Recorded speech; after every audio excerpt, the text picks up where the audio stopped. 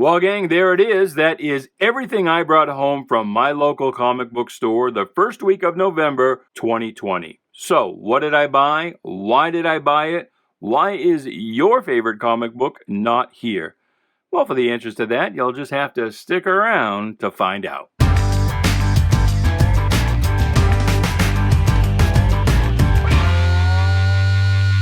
Hey there, Bubby. Welcome to Shanghai. My name is Duke, and this is another weekly haul video. And yes, I know this is a little weak. It's weak and late. It's late, which makes it weak.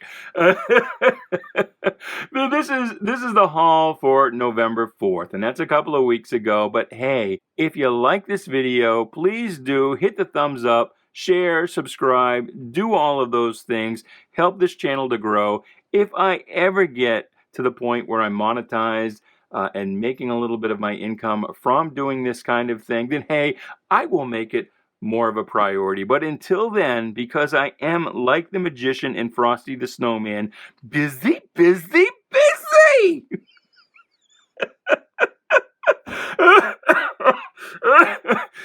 Sorry, I didn't mean to make my magician sound so gay. But anyway, because this is fun, a funsy thing for me, it's going to have to get done when I can do it, until I get to the point where I'm making any money. But where I've got 32 subscribers, 1,000 seems like an impossible dream. Another impossible dream is the hope that some retailers out there will respond to this video. But I'm going to tag a few anyway, because there are a few things I want to talk about, mainly as it relates to Batman. Not Batman so much, but the distributor, UCS. And when UCS sprang into being earlier this year as part of the whole COVID kerfuffle, they never did tell us what UCS actually stands for. Still haven't to this day. I'm here to tell you, I'm fairly certain that it stands for Universal Crap Service, because that is what they have provided. So I'm going to tag a few of the retailers I know online to see if maybe they'll chime in with their experiences. So Larry, Pele, Perch, if you do end up responding and watching this video, I'm wondering, have you had the problems with UCS that my local store has had? And for the record, that is .com Comics in Freeport, Maine. Because the reason I have two here is that UCS completely shorted .com on 101. We just didn't get any. No apology, no explanation. But then when 102 came out, magically, oh, there's some 101 for you now. So I wonder, at your store, does this kind of thing happen? And if you don't own a comic book store, but you're just a customer, does it happen at your store? And what do you do about it? Do you go somewhere else? Do you go find another store? And in Maine, where we measure, distance in time, the next closest comic book store can be quite a haul away. So maybe I'll even tag some of my local stores here, Maine stores. Maybe find out, did they get any of our customers when we were shorted? Were they shorted as well? But as a retailer, if you own a store, does it affect your sales? Do you end up selling less of, a book like, Batman 101 if it doesn't show up when it's supposed to? Because it's not like the old days. When I was a kid going to Joe's Smoke Shop in Waterville, Maine, yes, I started out as 6 or 7 years old buying my comic books at a smoke shop. It was a different world.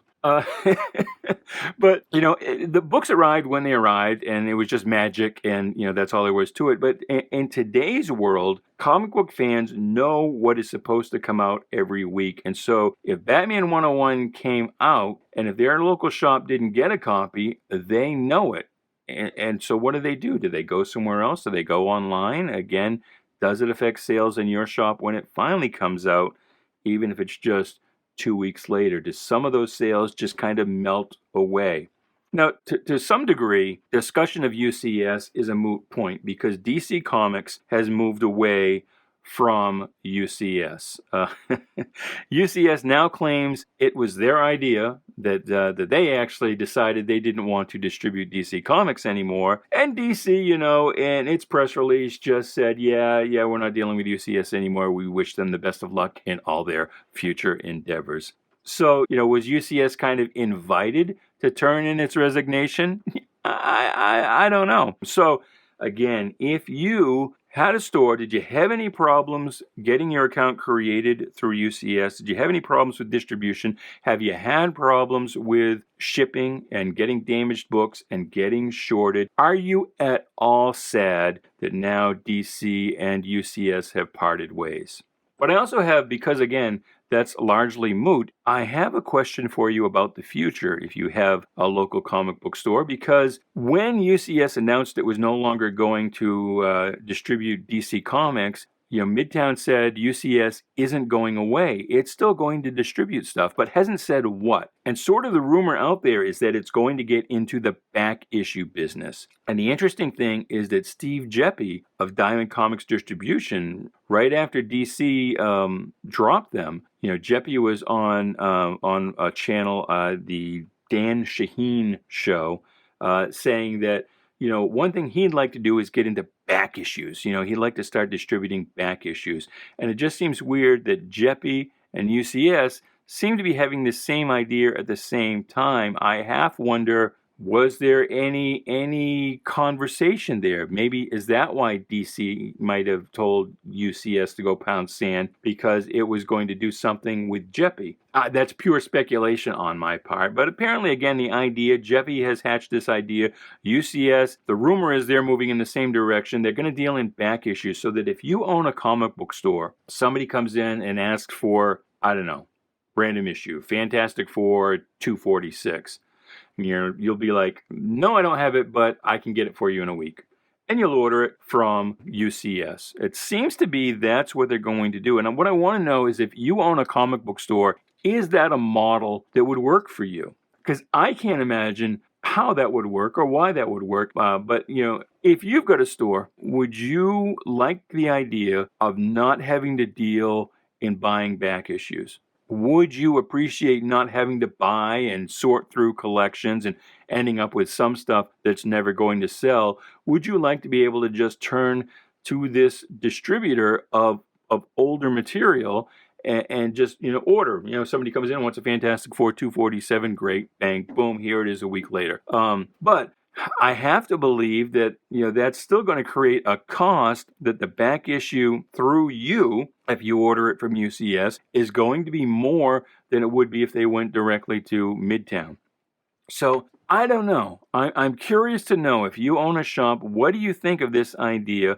There's rumor that's floating around out there that UCS is going to be distributing back issues. How do you think that would work? Do you think it would work? Would it just add to your costs and depress your sales? Or would it, by eliminating a lot of the labor involved in dealing in back issues, actually be a break-even or a money-making proposition for you? And is Steve Geppi ever actually going to get into this as he said he would? I don't know.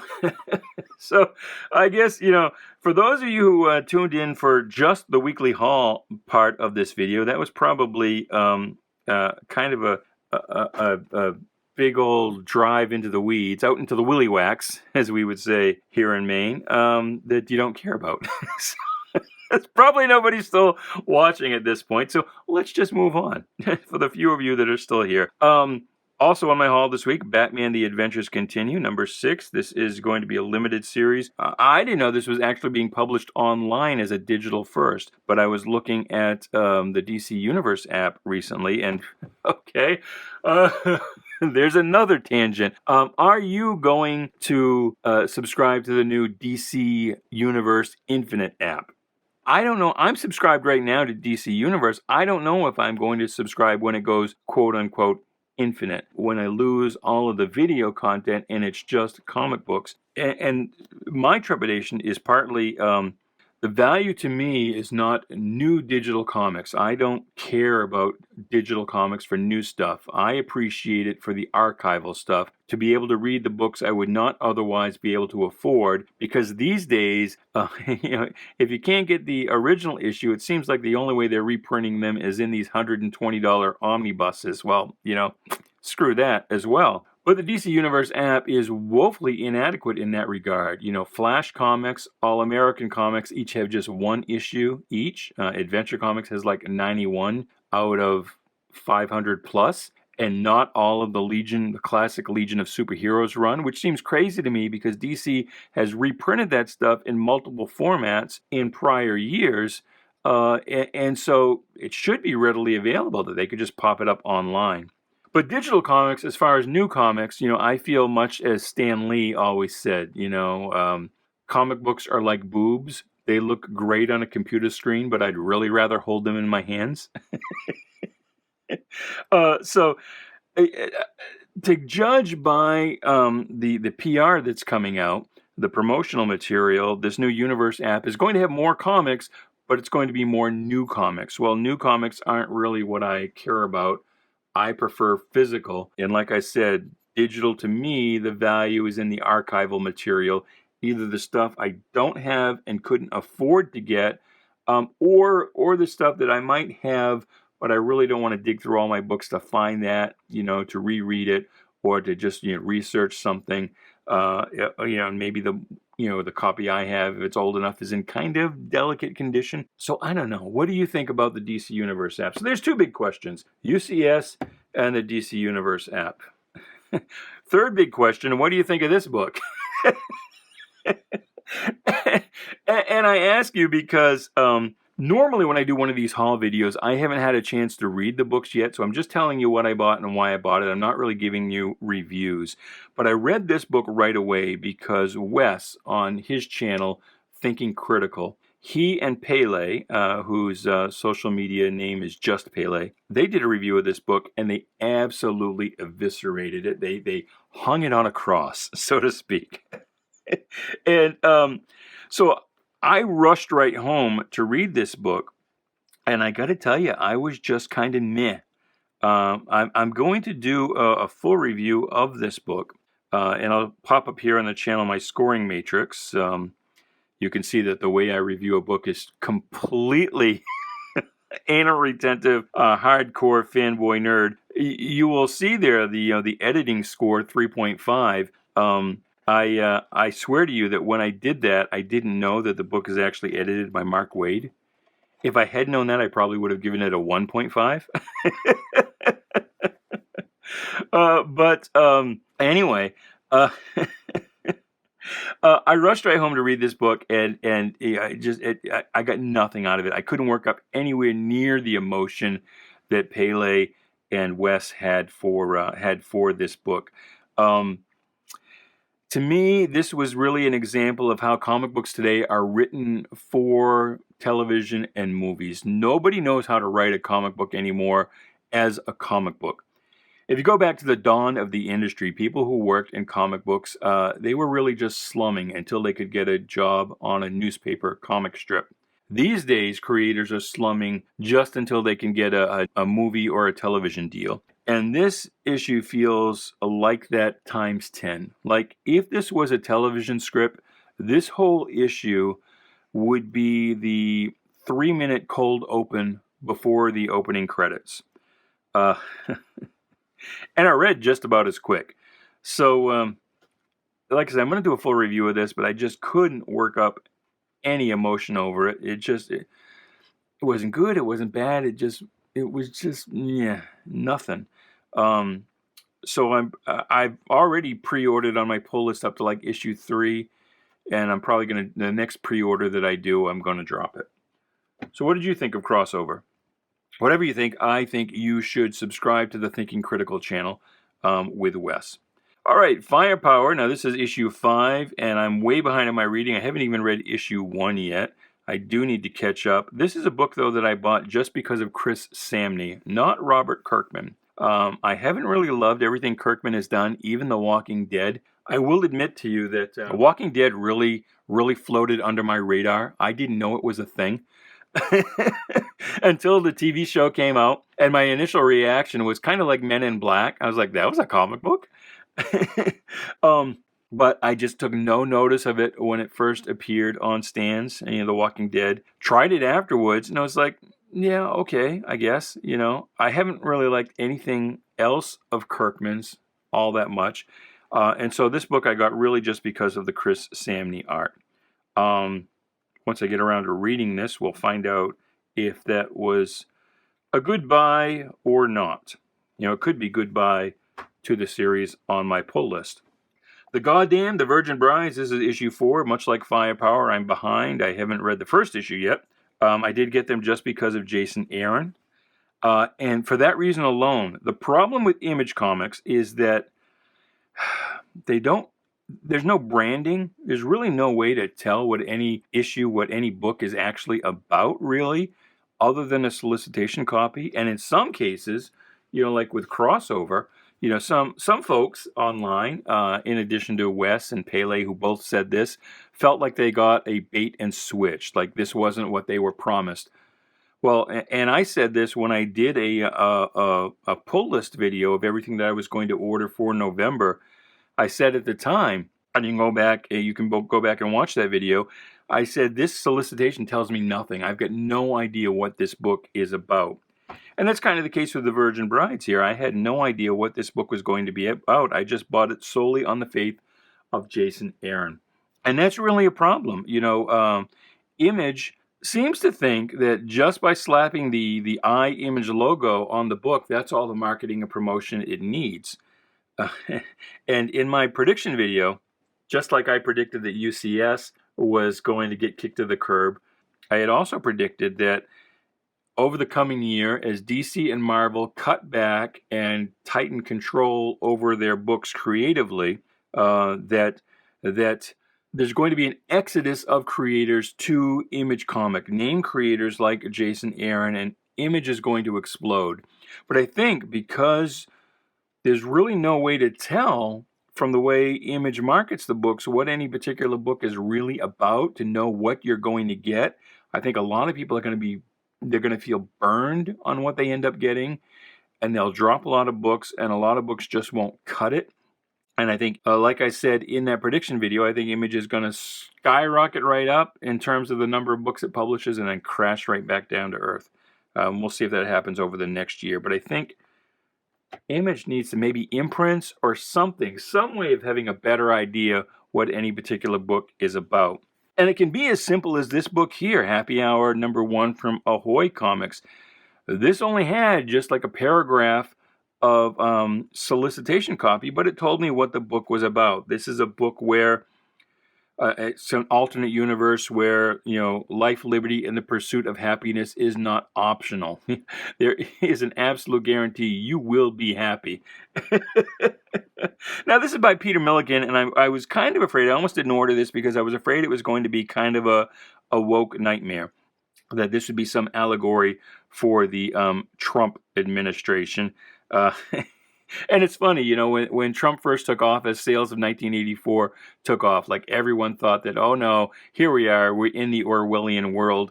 Whereas, folks like me, fiscal conservatives, libertarians, really think that, the Biden-Obama paradigm is really what we need to be frightened of, and that the model is not so much 1984, but Animal Farm. And brother, we are living on the farm right now. So anyway, I was kind of afraid that this was going to be too political, too closely tied in allegory to current events. Too much of the author's own personal political ideology. But we'll see. We'll see how it goes. We'll see what it's like. I will post a review of that when I get around to reading it. So, moving on. This has already taken much more of your time than I had anticipated. So, who knows how many of you are still here. But we got a couple more books here to get to. Norse Mythology. This is an adaptation by P. Craig Russell of the Neil Gaiman book. And, it's good as far as, the artwork. And we'll see how it goes. It's kind of funny. It's like, the Norse mythology characters, Thor, that's all public domain, but how close can you get to Marvel's, iteration of Thor, as we see here, and not get sued? We may find out. I don't know. And then lastly, the Orville. This is kind of okay. I don't usually go in for comic book adaptations of other media. But because it's been so long since the Orville has been out, and it'll take so long until it comes back, I've been trying this out. But I still feel, as I often do with this kind of thing, much fear and trepidation that when the new season comes out, it's going to invalidate everything that happened in this book, and the book will end up having just not mattered. But what do you think? Are you a fan of the Orville? Did you subscribe to Hulu for that?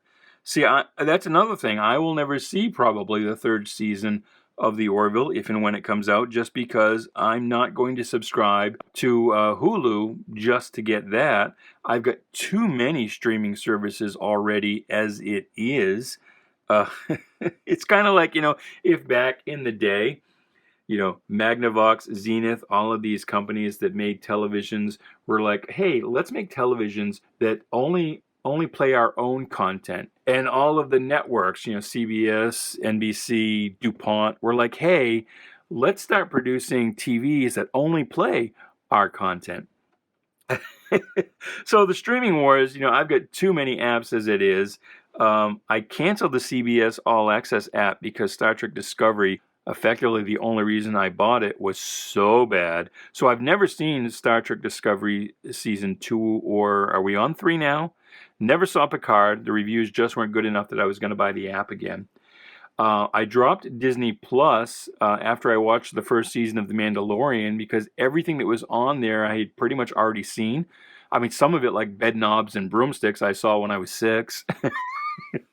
And some of it, like Bed Knobs and Broomsticks, doesn't hold up well. I rewatched that and I was like, holy crap, this is crap.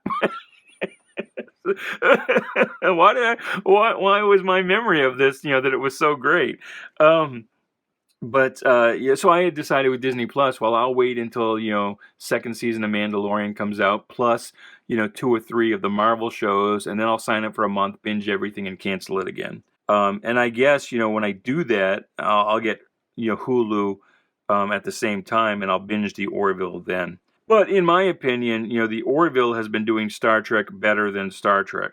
And what would be really cool, because there have been rumors that maybe CBS might sell Star Trek, maybe they might jettison, Kirkman and hire on Seth MacFarlane. I think some of these rumors are just wishful thinking. But if that ever happens, it would be really cool, I think, as a transition. If we find out in the last season of the Orville that the whole thing has been a holodeck game, that like maybe it's been so long since I've watched the Orville, I'm forgetting the captain's name, played by MacFarlane. To find out if he was kind of a Reginald Barclay, a kind of junior officer on some starship, and that the Orville was just a game that he invented, a role-playing game with himself in charge, and everybody else, they're also junior officers or enlisted people on that starship. That would be a good transition. And then the new Star Trek show MacFarlane would be involved in could focus on those junior officers rather than the bridge crew, could focus on the, make it the Red Shirt show. Kind of like that animated series purported to be, except that it's so bad. Again, from what I've heard, I haven't seen it, but from all of the reviews that I've seen. Anyway, that's it. I did take up a lot more of your time than I meant to, but there are several questions in there that I hope you will respond to. Again, in the comments below, let me know what you think of the Orville, what you think of Star Trek, the state of that. Let me know if you got Happy Hour, and if you think that is too political or a good allegory. Let me know what you think about, all of these books coming out from Image Comics. Do you agree that it's hard to tell what any book is about? Do you think that that's going to be a problem for Image going forward? Do you think there will be an exodus of creators to Image? And what will become, what will happen as a result of that? Did you read Crossover? Do you like it? Do you hate it? Have you read Firepower? What do you think of that? And again, UCS, even though they're not going to be distributing DC Comics anymore, what do you think they are going to be doing in the future? And if it is true that it's back issues, well, does that do it for you? Do you think that's going to work? Let me know. But until the next video, that might not be everything that's there is to say on those topics, but by gory, Mr. Man, that's all I know. So until the next video, Goodbye, good luck, and please be good to each other.